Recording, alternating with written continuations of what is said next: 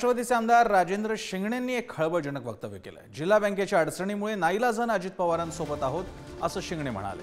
सहकारी बँकेला राज्य सरकारने 300 कोटी दिल्याचं सांगत शरद पवारांना आजही नेता मानत असल्याचं त्यांनी म्हटलं। राजकीय जडणघडणीत शरद पवारांचा मोठा वाटा आहे, त्यांचा कायम ऋणी राहीन असंही शिंगणे म्हणतात। खरं म्हटलं तर आदरणीय शरद पवार साहेब हे अनेक वर्षापासून मी त्यांच्या नेतृत्वाखाली काम करत आलो आहे।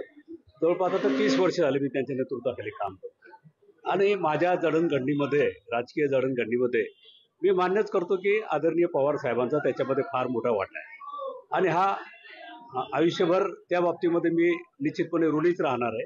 परंतु मध्यंतरी माझ्या जिल्हा सहकारी बँकेच्या अडचणीमुळे मी नाईलाजाने अजितदादांच्या बरोबर तिथे गेलो।